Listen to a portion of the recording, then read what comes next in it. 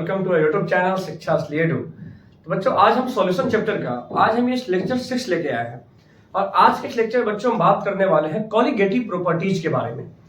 तो हमने अभी तक इस लेक्चर में इस चैप्टर जो सॉल्यूशन जो है इसका टोटल 5 लेक्चर हमने इस चैप्टर का अपलोड कर दिया है ना।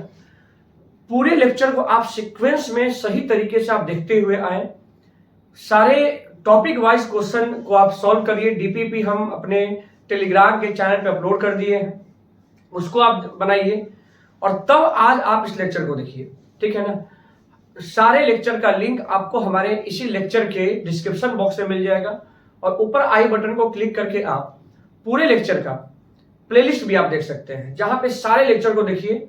हम इस चैप्टर के सारे टॉपिक्स को पूरे डिटेल में कवर कर रहे हैं। हमारा जो पिछला लेक्चर जो था वो डिस्टिलेशन था, एजियोट्रॉपिक मिक्सचर था, जिसके बारे में हमने डिटेल में उस पर लेक्चर बनाया। लगभग 40 मिनट का हमारा लेक्चर है जिसमें हमने डिस्टिलेशन और एजियोट्रॉपिक मिक्सचर को समझाया। आज हम लोग स्टार्ट करने जा रहे हैं बच्चों कॉलिगेटिव प्रॉपर्टी। बहुत ही मेन है, स्टेट बोर्ड चाहे स्टेट बोर्ड हो सीबीएसई हो, सारे बोर्ड्स में यहां तक कि अपने कंपटीशन एग्जाम में इस कॉलिगेटिव प्रॉपर्टी से क्वेश्चन का आना बिल्कुल तय है ना। हर बार जैसे कि अगर स्टेट बोर्ड की बात करें, बिहार बोर्ड की अगर हम बात करें हम, तो हर बार किसी ना किसी एक कॉलिगेटिव प्रॉपर्टी का डेरिवेशन पूछता है उससे, या उस पर कुछ क्वेश्चंस आते हैं, ठीक है ना। चलिए बच्चों स्टार्ट करते हैं हम आज का लेक्चर, जो कि हमारा टॉपिक है कॉलिगेटिव प्रॉपर्टी। तो चलिए आप लोग अपना नोट्स बनाइएगा खुद से। देखिए कॉलिगेटिव प्रॉपर्टी, सबसे पहले बात करते हैं बच्चों कॉलिगेटिव प्रॉपर्टी क्या है। कॉलिगेटिव प्रॉपर्टी, देखिए एक सेकेंड, देखिए बच्चों, तो यहां पर क्या है, कॉलिगेटिव प्रॉपर्टी का डेफिनेशन दिया गया है। Properties of A solution, solution का वैसा प्रॉपर्टीज जो डिपेंड करता है किस पर बच्चों, नंबर ऑफ सॉल्यूट पार्टिकल, जो सॉल्यूट पार्टिकल के नंबर पर डिपेंड करेगा। वो सॉल्यूट पार्टिकल के नेचर पर डिपेंड नहीं करेगा कि उसका नेचर कैसा है, वो पार्टिकल ग्लूकोज का है कि कॉमन सॉल्ट का है, उसके नेचर पर नहीं, नंबर ऑफ पार्टिकल्स पर डिपेंड करता है, irrespective of their nature. Nature से कोई मतलब नहीं। Relative to the total number of particles present in the solution, depend करता है कि सॉल्यूशन में टोटल नंबर ऑफ पार्टिकल्स कितना है। जितना ज्यादा पार्टिकल्स होगा उसके प्रॉपर्टीज में उतना ही चेंजिंग आएगा, है ना। तो ऐसे प्रॉपर्टीज को बोलते हैं बच्चों कॉलिगेटिव प्रॉपर्टी। मतलब क्या समझ में आया कि कॉलिगेटिव प्रॉपर्टी सॉल्यूशन की ऐसी प्रॉपर्टी जो नंबर ऑफ पार्टिकल्स पर डिपेंड करता हो, नेचर पर डिपेंड नहीं करता हो। ऐसे प्रॉपर्टीज को, सॉल्यूशन के इस प्रॉपर्टीज को हम कॉलिगेटिव प्रॉपर्टीज बोलते हैं। हमारे सिलेबस में 4 ऐसे कॉलिगेटिव प्रॉपर्टीज है बच्चों, इसको सबके बारे में पढ़ना है हमें। सबसे पहला कॉलिगेटिव प्रॉपर्टी अपना क्या है, relative lowering in vapour pressure, relative lowering in vapour pressure, ठीक है। सेकेंड क्या है, इसके बारे में तो खैर फर्स्ट के बारे में है, यहाँ पे लेक्चर 4 में जहां हम रॉस लॉ के बारे में बताए थे, हम वहां पे इसको समझाए भी थे हम, यहाँ एक बार हम फिर से देखेंगे हम। उसके बाद क्या है, elevation in boiling point, boiling point में क्या आना, एलिवेशन आना। Depression in freezing point, freezing point में डिप्रेशन आना, कमी आना। और एक लास्ट ऑस्मोटिक प्रेशर। सबके बारे में थोड़ा अगर शॉर्ट में बता दे, तो अगर आप कभी भी किसी सॉल्यूशन में आप सॉल्यूट ऐड करते हैं तो आप क्या देखते हैं कि इसका वेपर प्रेशर कम हो जाएगा, ठीक है ना। इसका वेपर प्रेशर कम, जैसे कि अगर मानते प्योर वाटर है, उसको आप किसी टेम्परेचर पे हीट कर रहे हैं तो वो वेपर बना रहा है। लेकिन अगर उसी वाटर में अगर आप ऐड कर देते हैं कॉमन सॉल्ट, तो हम क्या देखते हैं कि उसके वेपर प्रेशर में लोअरिंग आ गया, कमी आ गया। अब पहले जितना वेपर प्रेशर नहीं बन पा रहा है ना। तो ये क्यों हुआ, उसको बोलते हैं रिलेटिव लोअरिंग। उसी तरीके से क्या है बच्चों, एलिवेशन इन बॉइलिंग पॉइंट, है ना। ये सेकेंड हमारा कॉलिगेटिव प्रॉपर्टी है, बॉइलिंग पॉइंट में एलिवेशन होना। क्या बोलता है इसमें कि अगर आप क्या देखते हैं कि अगर आप किसी सॉल्यूशन में कोई सॉल्वेंट है, जैसे वाटर ही ले लेते हैं, आपको पता है कि वाटर जो है उसका बॉइलिंग पॉइंट 100 डिग्री सेल्सियस होता है। लेकिन अगर आप इस वाटर में अगर आप कुछ सॉल्यूट ऐड कर देते हैं, चाहे सॉल्यूट इलेक्ट्रोलाइट हो या नॉन इलेक्ट्रोलाइट हो। अब इलेक्ट्रोलाइट क्या है, नॉन इलेक्ट्रोलाइट क्या है, ये भी समझाएंगे आपको। अगर आप सॉल्यूट ऐड कर देते हैं तो आप क्या देखते हैं इसमें कि अब वो वाटर 100 डिग्री सेल्सियस पे बॉयल नहीं कर रहा है, अब उसका बॉइलिंग पॉइंट में क्या हो गया है, एलिवेशन हो गया है ना। बताएंगे कुछ यही कारण है कि जब आप अंडे को बॉयल करते हैं तो आप देखिएगा कि हम लोग उसमें कुछ चम्मच नमक डाल देते हैं। इसके पीछे का रीजन क्या है, ये भी एक कॉलिगेटिव प्रॉपर्टी में आता है, एलिवेशन इन बॉइलिंग पॉइंट, है ना, इस पे बात करेंगे हम। और तीसरा है डिप्रेशन इन फ्रीजिंग पॉइंट। वही अगर आप वाटर का ही एग्जांपल लेते हैं, अगर आप उसमें, आपको पता है कि वाटर का फ्रीजिंग पॉइंट 0 डिग्री सेल्सियस होता है, अगर आप उसमें क्या ऐड कर दे, अगर आप उसमें कोई सॉल्यूट ऐड कर देते हैं तो अब वो वाटर 0 डिग्री सेल्सियस पे बॉयल फ्रीज नहीं होगा, अब उसका फ्रीजिंग पॉइंट और कम हो जाएगा, हो सकता है कि अब वो -2 डिग्री सेल्सियस पे फ्रीज हो रहा हो, है ना। तो ऐसा क्यों हुआ, क्योंकि हमने उसमें सॉल्यूट, जितना ज्यादा सॉल्यूट ऐड करते जाएंगे उसके प्रॉपर्टीज में उतना ही चेंज आते जाएगा, ये कॉलिगेटिव प्रॉपर्टी है। और बच्चों लास्ट में पढ़ेंगे ऑस्मोटिक प्रेशर के बारे में, जहां आपको समझाएंगे हम किस तरीके से अपना आरओ, है ना, हमारे घर में जो आरओ लगा होता है रिवर्स ऑस्मोसिस, क्या टेक्निक पर ये आरओ ये हमारे वाटर को प्यूरिफाई करता है। तो ये चारों रिलेटिव, ये चारों का चारों जो हमारा कॉलिगेटिव प्रॉपर्टी है, इसके बारे में हम लोग पढ़ेंगे। आज के इस लेक्चर में बच्चों हम 2 कॉलिगेटिव प्रॉपर्टी को कवर करने वाले हैं, एक है रिलेटिव लोडिंग इन वेपर प्रेशर और दूसरा है क्या, एलिवेशन इन बॉइलिंग पॉइंट। बाकी का जो 2 हमारा कॉलिगेटिव प्रॉपर्टी है, डिप्रेशन इन फ्रीजिंग पॉइंट और ऑस्मोटिक प्रेशर, इसके लिए हम एक नया लेक्चर बनाएंगे हम, ठीक है बच्चों। चलिए स्टार्ट करते हैं हम क्या, सबसे पहला कॉलिगेटिव प्रॉपर्टी जो कि है हमारा रिलेटिव लोडिंग इन वेपर प्रेशर। तो पहले आप इसको नोट कर लीजिए इसके डेफिनेशन को, और अब हम स्टार्ट करते हैं रिलेटिव लोडिंग इन वेपर प्रेशर। जल्दी से देखिए बच्चों, तो हम बात करते हैं सबसे पहले रिलेटिव लोडिंग इन वेपर प्रेशर, ठीक है ना, रिलेटिव लोडिंग इन वेपर प्रेशर। देखिए इसमें क्या बताया गया बच्चों, जैसे बोला गया है कि अगर आप सॉल्वेंट है, कोई वाटर सॉल्वेंट है, जैसे मान लेते हैं हम यहाँ कंटेनर बनाते हैं, है ना, यहाँ पे हम क्या देखें कि वाटर है, वाटर, ठीक है, मतलब इसको रेड कलर से दिखाया तो ये वाटर के मॉलिक्यूल है, किसके मॉलिक्यूल है, ये वाटर, है ना, ऐसा पूरा सॉल्यूशन में होगा।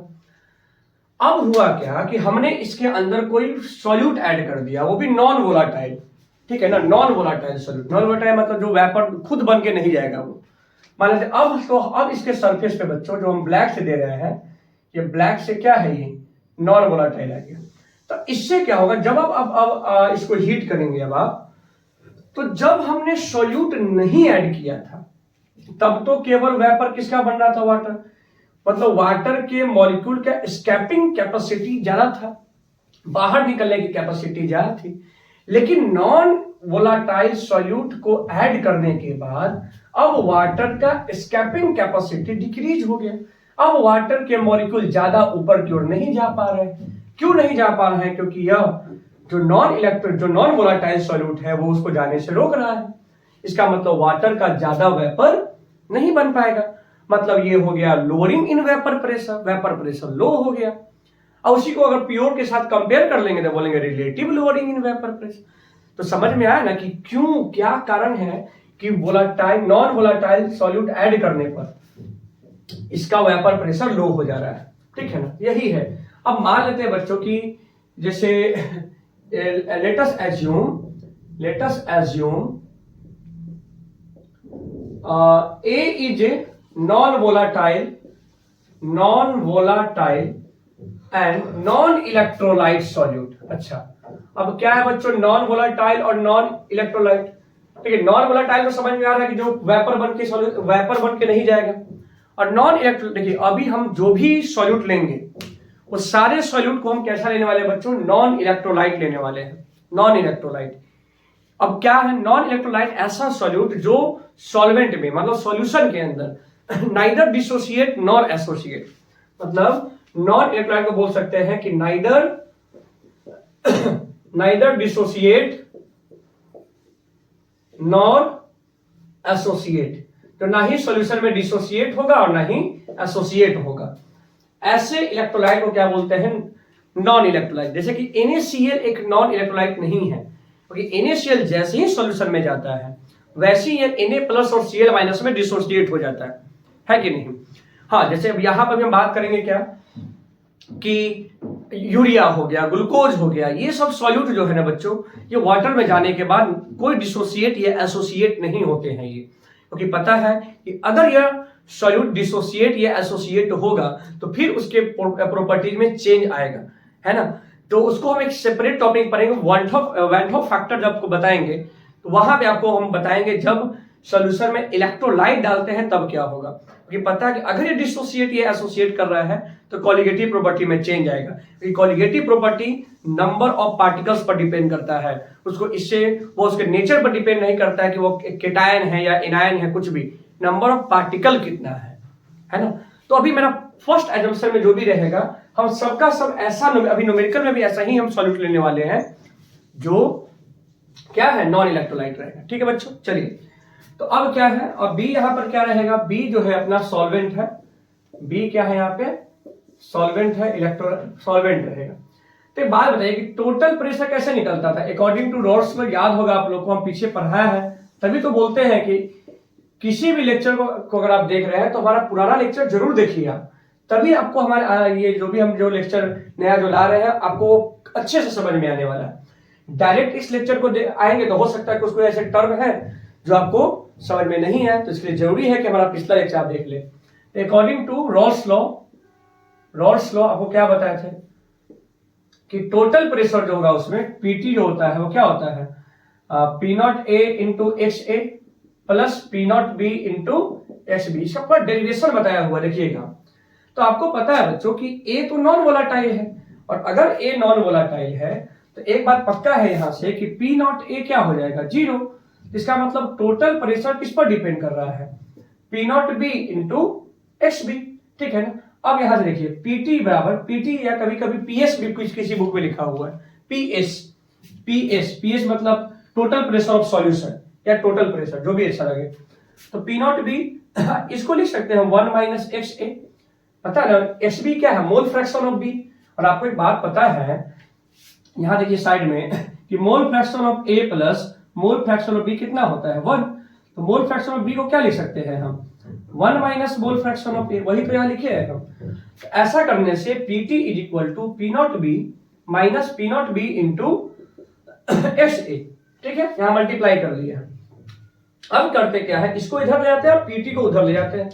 तो P not B into X A is equal to P not B minus PT, PT मतलब टोटल प्रेशर, और बी क्या है सॉल्वेंट, ठीक है ना। यहां से एक्स ए किसके इक्वल होगा बच्चों, X A is equal to P not B minus PT by P not B, ठीक है ना। तो ये जो है ना, ये यहां जो हमने ये लाया था इसको बोलते हैं lowering in vapour pressure. Lowering, इतना वेपर प्रेशर लो हो गया, लोअरिंग इन वेपर प्रेशर, है ना, इतना कम हो गया ये लोअरिंग इन। और अगर उसको आप प्योर सॉल्वेंट से कंपेयर कर लेते हैं तो इसी को हम पूरे को क्या बोलते हैं, इस पूरे को relative lowering in vapour pressure, जो किस पर डिपेंड कर रहा है, मोल फ्रैक्शन ऑफ ए। आप इसको चाहे तो ऐसे भी लिख सकते हैं, N A by N A plus N B, mole होता है ना mole fraction, is equal to P not B minus P T by P not B, ठीक है। तो आप इस फॉर्मूला से क्या देखें कि ये relative lowering in vapour pressure किस पर डिपेंड कर रहा है, मोल फ्रैक्शन ऑफ ए। ए का मोल फ्रैक्शन जितना ज्यादा होगा वेपर प्रेशर में उतना ही कम होगा। इसका मतलब यह प्रॉपर्टी जो है relative lowering in vapour pressure जो है वो डिपेंड कर रहा है सॉल्यूट के पार्टिकल पे। सॉल्यूट का पार्टिकल जितना ज्यादा आरएल वीपी उतना ही ज्यादा हो जाएगा, उतना ही ज्यादा वेपर प्रेशर में कमी आ जाएगी, है कि नहीं। तो यही चीज है। तो ये जो हमने डेरिवेशन किया, ये डेरिवेशन क्या है, अब यहाँ पर कुछ क्वेश्चन दिए रहेंगे, इस फॉर्मूला को ध्यान में रखना है।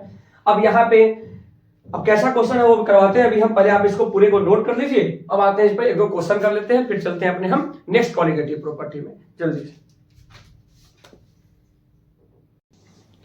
देखिए बच्चों क्या है क्वेश्चन है यहाँ पे, relative lowering in vapour pressure में क्वेश्चन है, कैलकुलेट द वेपर प्रेशर। क्या फाइंड करना है बच्चों, calculate the vapour pressure lowering, मतलब lowering in vapour pressure find करना है। कॉस्ट बाय द एडिशन, क्या हुआ जब हमने 50 ग्राम सुक्रोज ऐड कर दिया है, कितना 500 ग्राम वाटर में, ठीक है ना। और बोला गया है कि वाटर का प्योर वेपर प्रेशर जो है 23.8 mm ऑफ Hg है, ठीक है। लेकिन अगर हमने उसमें ऐड कर दिया क्या 50 ग्राम सुक्रोज, मतलब वही सुक्रोज मतलब क्या है, शुगर है, ऐड कर दिया, तो बताइए कितना वेपर प्रेशर लोअर हो जाएगा। लोअरिंग इन वेपर प्रेशर आपसे पूछ रहा है। तो अभी अभी हमने आपको बताया कि क्या XA इज इक्वल टू, जहां ए पता है सॉल्यूट था, क्या बताया P not B minus PT by P not be. आपको पता है यहाँ पे बी क्या है, सॉल्वेंट था, प्योर वाटर। आप इसको W भी लिख सकते हैं अपने समझने के लिए, जो अच्छा लगे। अच्छा, तो अगर हम यहां से देखें कि यहां से हमें निकालना पता है क्या बच्चों, लोअरिंग इन वेपर प्रेशर का मतलब ये हुआ हमें ये चीज फाइंड करना है, ये फाइंड करना है हमें, ठीक है ना। तो एक बात बताइए, यहां से देखा जाए तो पी नॉट बी, अच्छा तो चाहे तो हम लिख सकते हैं डेल्टा पी, कितना चेंज आ रहा है लोअरिंग वेपर प्रेशर, कितना ये माइनस क्या हो रहा है, चेंज ही तो बता रहा है, कितना चेंज होगा, ठीक है ना। क्या बोल सकते हैं इसको हम, XA into P not be. अब यहां से क्या करिएगा आप, XA का मतलब क्या समझ में आ रहा है, NA by NA plus NB into P not be. P not be समझिए वाटर है, वाटर का प्योर वेपर प्रेशर उतना। अब हम क्या करेंगे, इधर पहले Na निकालेंगे। N मतलब क्या, सुक्रोज का मोल। तो गिवन मास कितना है 50 है, मोलर मास कितना है इसका 342, ठीक है ना। उसके बाद आप निकालेंगे मोल ऑफ क्या, मोल ऑफ वाटर, मतलब इसको हम B समझ लेते हैं NB, ठीक है ना। गिवन मास कितना है इसका 500 ग्राम, और मोलर मास कितना है इसका 80। अब इस सारे वैल्यू को यहाँ पुट करिए, तो Na के जगह पे क्या पुट करेंगे आप, 50/42, सॉरी 50/342 बाई, और क्या पुट करेंगे आप 50/342 प्लस 500/18 इंटू क्या, पी नॉट बी कितना दे रखा है 23.8 mm। तो आप इसको जब सॉल्व करेंगे, डेल्टा पी मतलब लोअरिंग इन वेपर प्रेशर, तो यह वैल्यू जो करके आएगा 0.124 mm ऑफ Hg, मतलब वेपर प्रेशर में इतनी कमी हो जाएगी, इतना कम हो जाएगा, है ना। अगर आपसे यही बोलता है कि what is the vapour pressure of solution, अब बताइए वेपर प्रेशर कितना, तो आप क्या करेंगे, इसमें से इसको माइनस कर देते हैं आप, है ना। तो आपका क्या निकल जाता, वेपर प्रेशर ऑफ सॉल्यूशन निकल जाता आपका। इतना कम हुआ, इतना लो हो गया है वेपर प्रेशर। पहले इतना वेपर प्रेशर था जब प्योर था, अब इतना क्या हो गया, ये कम हो गया, ठीक है बच्चों। तो ये क्वेश्चन रहा, इसको नोट करिए। एक दो क्वेश्चन और देखते हैं पहले इस पे।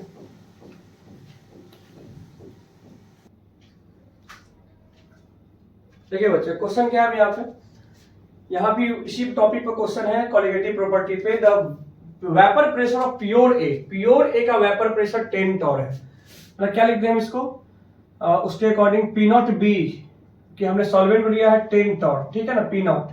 अच्छा, at the same temperature when 1 gram of B is dissolve. अब हम बी यहाँ पे सॉल्वेंट है, याद रखिएगा, और हमने जैसे फॉर्मूला डिराइव किया, हमने ए को सॉल्वेंट, सॉरी बी सॉल्यूट है, हमने ए को सॉल्यूट माना है ना।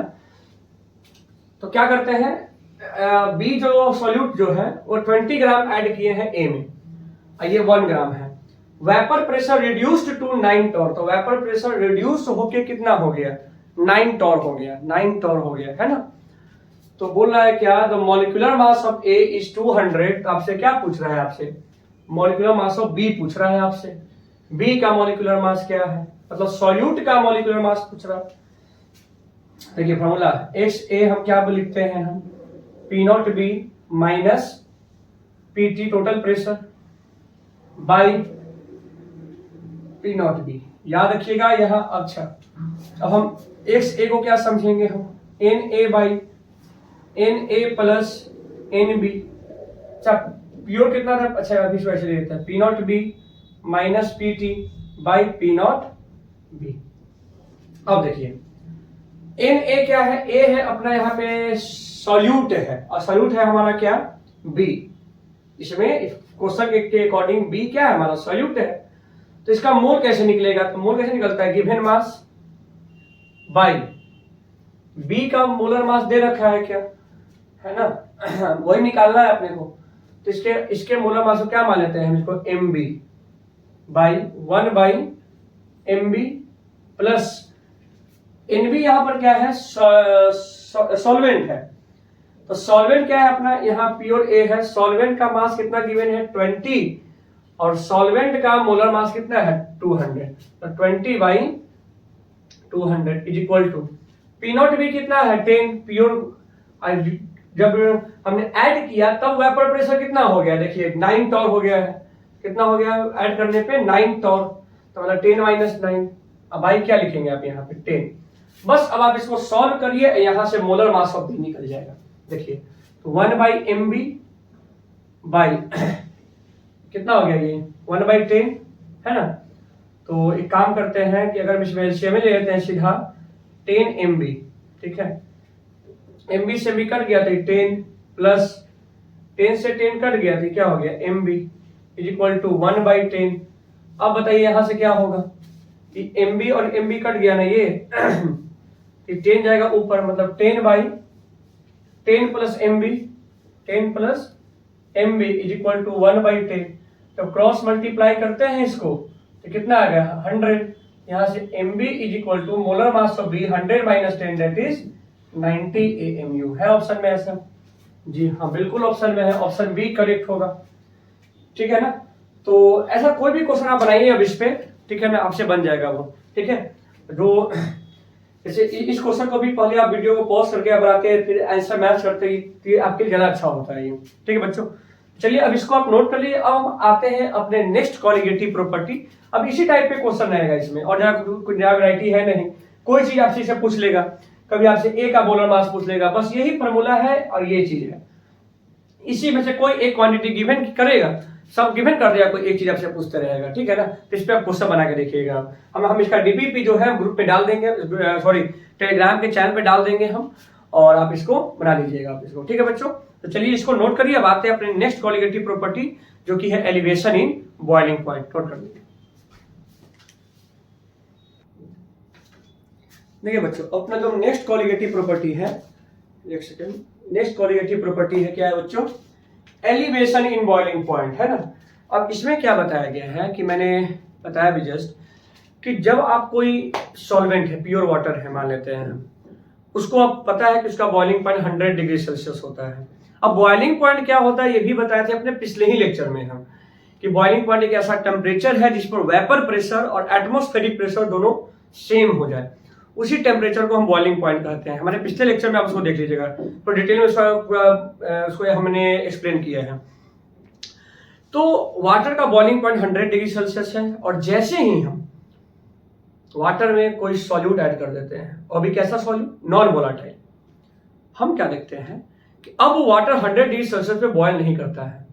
अब वो वाटर हो सकता है कि 102 डिग्री सेल्सियस पे बॉयल करे, हो सकता है कि 105, जितना आप ऐड कर रहे हैं उसमें नमक या कोई भी सॉल्यूट। इसका मतलब आपने क्या देखा कि नॉन वोलाटाइल सॉल्यूट ऐड करने पे उसका बॉइलिंग पॉइंट इंक्रीज हो गया, चेंज कर गया, इंक्रीज हो गया।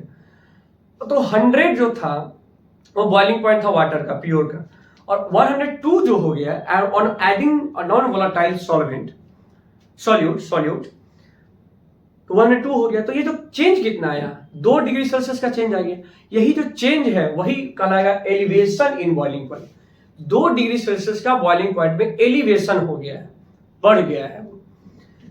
इस कॉलिगेटिव प्रॉपर्टी का हम यूज करते हैं एग को बॉयल करने में। आप ऐसा गौर करते होंगे कि जब भी हम अंडे को बॉयल करते हैं तो उस समय हम उसमें कुछ चम्मच नमक डाल देते हैं। ऐसा क्यों करते हैं?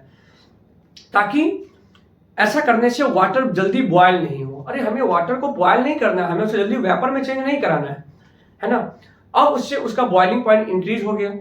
अब बॉइलिंग पॉइंट अगर इंक्रीज हो जाएगा तो पूरे सॉल्यूशन का टेम्परेचर ज्यादा रहेगा, और ऐसे कंडीशन में वो एक काफी जल्दी से बॉयल हो जाएगा। समझ में आया बात ना। अगर आप उसमें नमक नहीं डालते तो आप जैसे टेम्परेचर 100 डिग्री सेल्सियस जाएगा और तुरंत वो वाटर जो वेपर बन के उड़ना शुरू हो जाएगा। तो हम चाहते हैं कि वाटर वेपर बन के नहीं उड़े, सारा उसमें अवेलेबल रहे टेम्परेचर। तो इसके लिए हम उसमें उसके बॉइलिंग पॉइंट को इंक्रीज करना चाहते हैं, जिसके लिए हम उसमें कुछ चम्मच नमक का उसमें क्या कर देते हैं, उसमें हम ऐड कर देते हैं। तो ये कॉलिगेटिव प्रॉपर्टी हम लोग जनरली यूज करते हैं, है ना।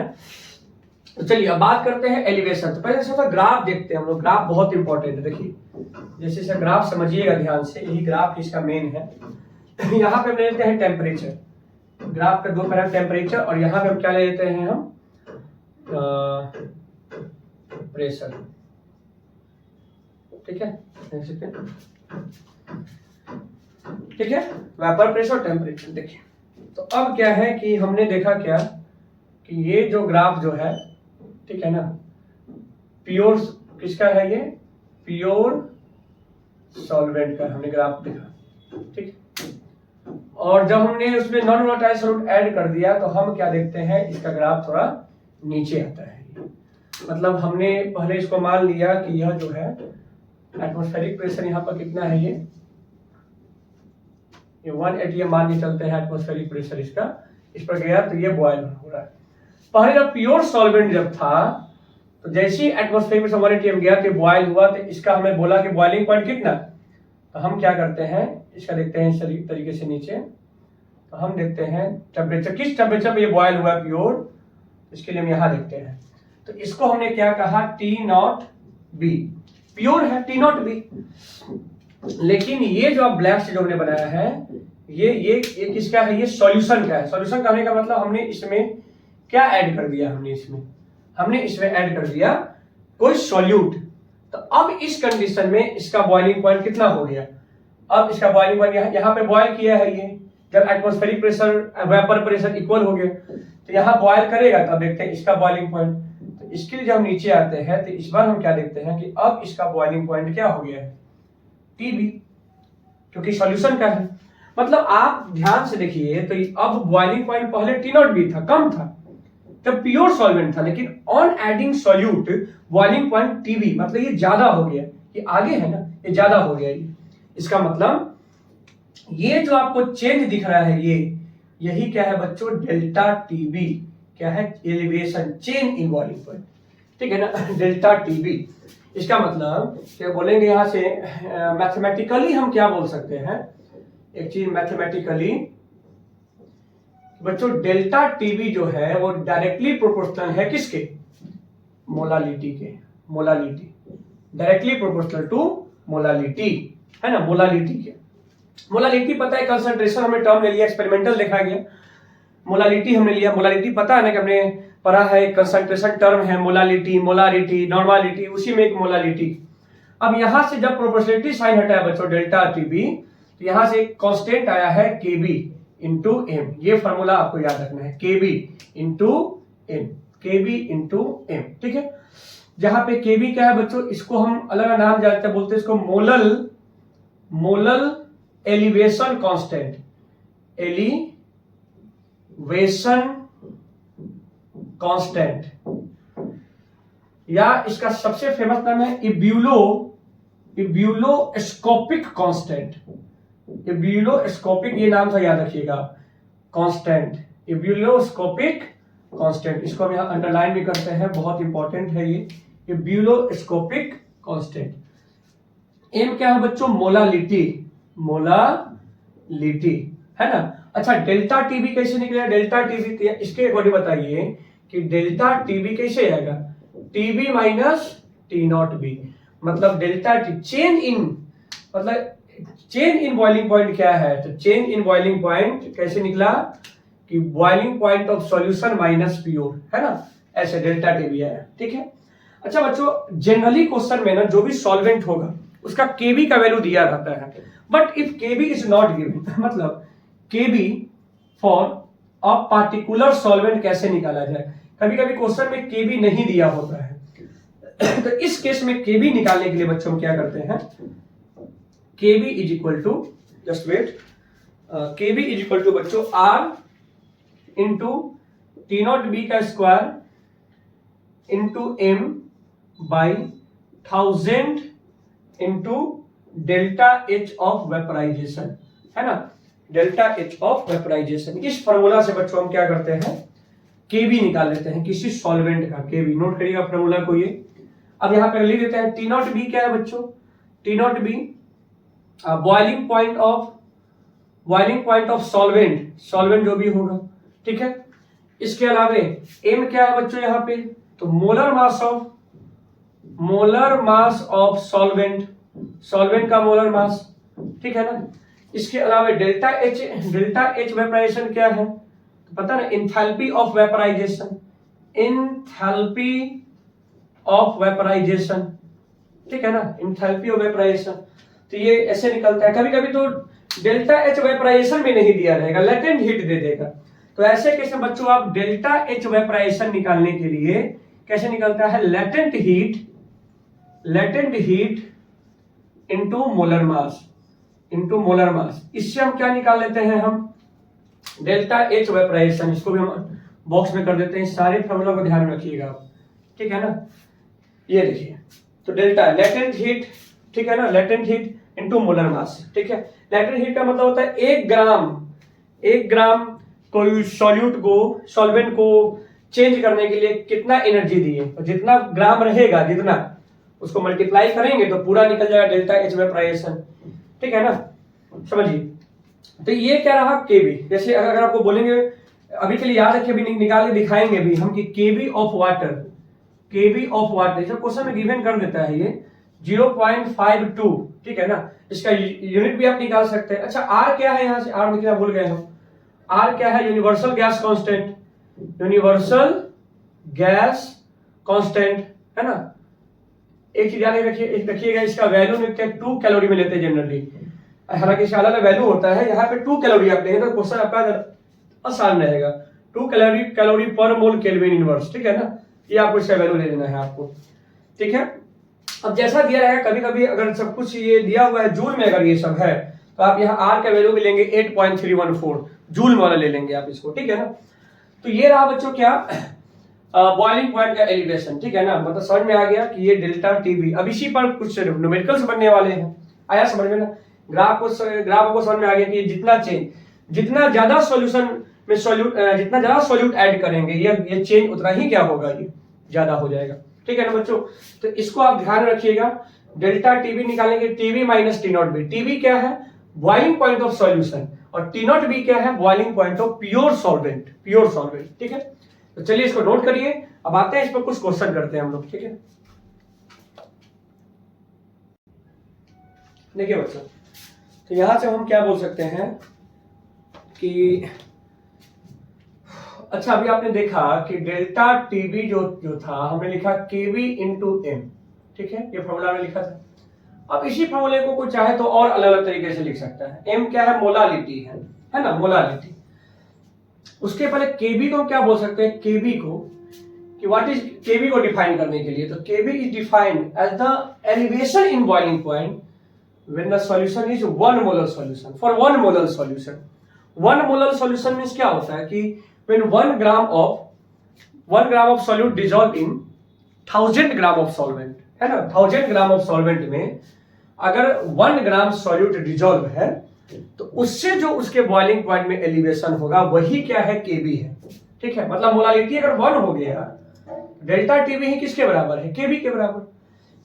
अब इस फॉर्मूला में कुछ और बदल सकता है। अच्छी बात है, मोलालिटी को हम क्या बोलते थे, मोलालिटी को number of moles of solute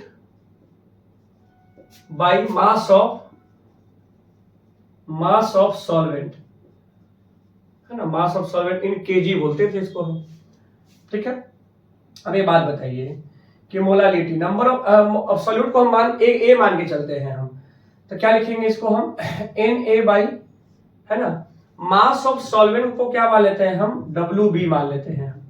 अब किलोग्राम है तो इनटू क्या कर लेते हैं यहाँ पे हम 1000 ग्राम में बदलने के लिए। अच्छा मोलालिटी, अब नंबर ऑफ मोल्स सॉल्यूट कैसे निकलता है, given mass by molar mass, है ना, given mass by molar mass, ठीक है, इनटू WB इनटू क्या 1000, ठीक है। तो फिर हम यहां से एक मिनट, यहां से फॉर्मूला में और क्या लिख सकते हैं हम, जैसे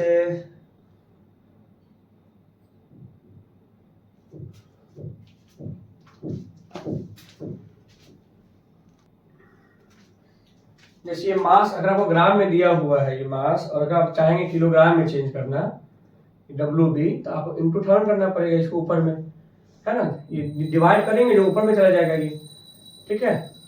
तो यहां से आप फाइनल फॉर्मूला क्या बना सकते हैं, डेल्टा टीबी का फॉर्मूला, डेल्टा टीबी बराबर केबी इनटू एम क्या है, तो एम यह लिखिए WA into 1000 by MA into WB। इस फार्मूला को आप याद करिए या नहीं करिए, कोई दिक्कत नहीं है, क्योंकि हम चाहे तो डायरेक्ट हम बगल में ही क्या निकालेंगे, मोलारिटी। अब यहाँ लिख लीजिए आप लोग, यहाँ WA क्या रहेगा बताइए, given mass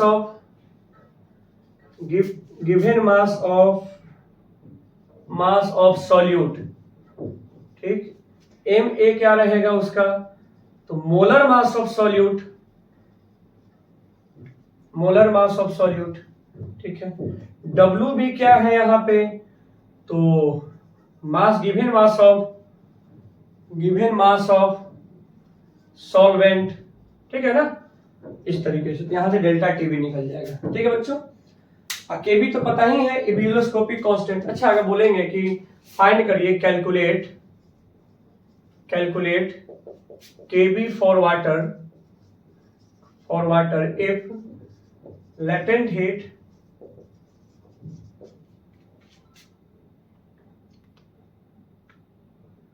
if enthalpy of vaporization is 540 coulomb per KG, ऐसा कुछ दिया हुआ है, कूलम नहीं, इतना कैलोरी पर केजी, कैलोरी में, ठीक है ना, सॉरी कैलोरी। तो केबी का फॉर्मूला क्या बताए थे, बताइए। केबी का फॉर्मूला बताया है, क्या लिखवाए थे, T0B, तो वाटर का बॉइलिंग पॉइंट कितना है, TB का स्क्वायर इंटू 1000 बाई, जस्ट एक मिनट, मैं क्या बताया, टीबी इसका फॉर्मूला, टीबी का स्क्वायर, आर भी था ना, या आर टीबी का स्क्वायर, T0B बोलते थे, इंटू, एक मिनट, आर इंटू T0B का स्क्वायर, T0B का square into molar mass of solvent by 1000 into delta H of vaporisation, ठीक है ना। अब क्या करिए, सारे वैल्यू को यहाँ पुट कर दीजिए आप। आर का वैल्यू कितना रखेंगे 2, क्योंकि ये भी कैलोरी में दे रखा है, आर का वैल्यू भी इसमें 373 पुट करेंगे। वाटर का boiling point pure, molar mass कितना है वाटर का 18, और नीचे 1000 इंटू ये कितना दे रखा है 540। सॉल्व करिए, आपका 0.52 है ना, 0.52 के आसपास आएगा ये, ठीक है बच्चों। तो ये दिया हुआ है क्या उसका, ये दिया हुआ है उसका केबी का वैल्यू, आप निकाल सकते हैं ऐसे करके, ठीक है ना। चलिए अब इसको नोट करिए, अब इस पे हम कुछ न्यूमेरिकल्स लिख लेते हैं हम लोग, ठीक है, जल्दी से नोट कर लीजिए इसको। देखिए बच्चों, पहले इस क्वेश्चन को सॉल्व करते हैं, वीडियो पॉज करके पहले आप खुद से बनाएगा इस क्वेश्चन को, ठीक है ना, उसके बाद देखिए हम कैसे सॉल्व कर रहे हैं।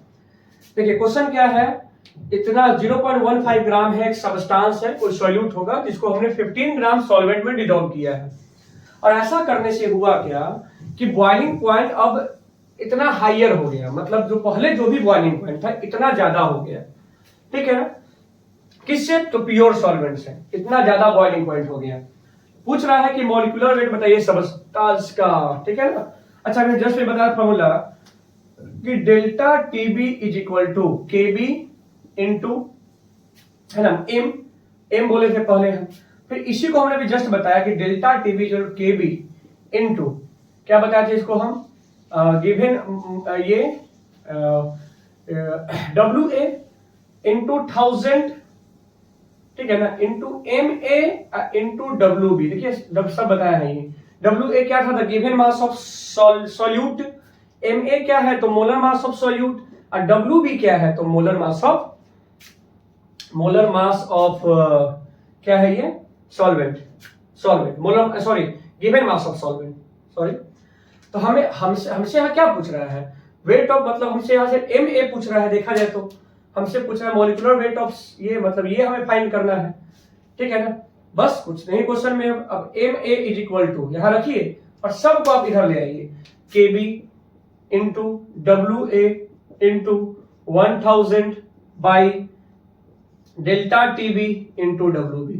अब केवल वैल्यू पुट करिए आप इस पे। KB का वैल्यू कितना दे रखा है 2.16 इंटू WA कितना गिवन मास किए हुए उसका, तो 0.15 इंटू 1000 बाई डेल्टा TB का वैल्यू भी, डेल्टा TB कितना है ये 2.16 डिग्री सेल्सियस में है ना, तो इसको आप केल्विन में चेंज कर लेना आप इसको, तो 273 273 प्लस 0.16 मतलब 273.216 ठीक है ना, 216 इंटू डब्ल्यू भी क्या है, कितना मास है उसका 15 ग्राम, तो 15 सबको सॉल्व करिए, ये लगभग कितना आ जाएगा, ये 100 ग्राम आ जाएगा, इसका ये 100 आ जाएगा। ठीक है बच्चों, तो यहां से मैंने निकाल लिया, बस फॉर्मूला बेस्ड है, इसमें से कुछ भी कुछ चीज को आपको इसमें से हटा देगा, कभी सब कुछ दे देगा, पूछेगा केबी का वैल्यू क्या है, इतना ही बस फॉर्मूला बेस्ड इससे बिल्कुल क्वेश्चन आता है। अगर आपको फिजिकल केमिस्ट्री को के न्यूमेरिकल्स को सॉल्व करना है तो सबसे पहले ये जरूरी है कि सारे फॉर्मूला आपके दिमाग में रहे, तभी आप क्या करिए कि जब आपका चैप्टर कंप्लीट हो तो सारे चैप्टर की जो भी आप नोट्स अपना बना रहे हो, उस नोट्स के लास्ट में पूरे चैप्टर का फॉर्मूला एक साथ लिखिए, है ना। अगर आपका फॉर्मूला पे पूरा कमांड है फिजिकल केमिस्ट्री में, तो आपसे न्यूमेरिकल बनने का चांस सबसे ज्यादा होता है। क्वेश्चन को पढ़िए, गिवन लिखिए, और जैसे बोलना है उस फॉर्मूला पे आप पुट करिए, आपका आंसर निकल जाएगा, है ना। तो ये ध्यान रखिएगा। तो फिजिकल केमिस्ट्री के सारे फॉर्मूला आपके दिमाग में होना बिल्कुल जरूरी है, ठीक है। तो इसको नोट करिए, एक दो क्वेश्चन इस पे और देखते हैं। देखिए बच्चों, अभी क्वेश्चन यहां पर क्या है, द मोलर एलिवेशन कांस्टेंट, ठीक है, फॉर वाटर इतना दे रखा है, मतलब मोलर एलिवेशन कांस्टेंट का मतलब इब्यूलोस्कोपिक कांस्टेंट दे दिया है, कितना वाटर का, इतना केल्विन किलोग्राम पर मोल, है ना। गिवन लिखिए, सबसे पहले क्वेश्चन पढ़िए, गिवन लिखिए। आपसे क्या पूछ रहा है, बॉइलिंग पॉइंट ऑफ सॉल्यूशन पूछ रहा है आपसे। Made by dissolving 6 gram of urea, हमने सॉल्यूशन के अंदर 6 ग्राम यूरिया ऐड किया है। अच्छा, अभी आप देख रहे हैं ना बच्चों, अभी हम जितने भी सॉल्यूट ले रहे हैं सबके सब नॉन इलेक्ट्रोलाइट ले रहे हैं हम, है ना। अभी मेरे क्वेश्चन में कहीं भी आपको NaCl, कॉपर सल्फेट ऐसा नहीं दिख रहा है। क्यों नहीं दिख रहा है? क्योंकि वो सब इलेक्ट्रोलाइट है, वे जैसे ही सॉल्यूशन में जाएंगे डिसोसिएट हो जाएंगे, और डिसोसिएट होने पर कॉलिगेटिव प्रॉपर्टी फिर चेंज कर जाएगा। तो वो बताएंगे जब हम आपको वैन होफ फैक्टर समझाएंगे। तो सारे फार्मूला में एक आई फैक्टर जो होता है उस समय मल्टीप्लाई होने लगता है, जो हम आपको आने वाले लेक्चर में बताएंगे हम, ठीक है ना। वही चीज है, ये यूरिया का फार्मूला है ये, और 200 ग्राम वाटर में हमने इसको डिसॉल्व किया है, ठीक है बच्चों। तो चलिए निकालते हैं सॉल्यूशन का। तो आपको पता है delta Tb, delta Tb find करिए आप, कैसे निकलेगा डेल्टा टीबी, तो Kb into molar mass of A into 1000 by given mass of A ना, into molar mass of A into given mass of B.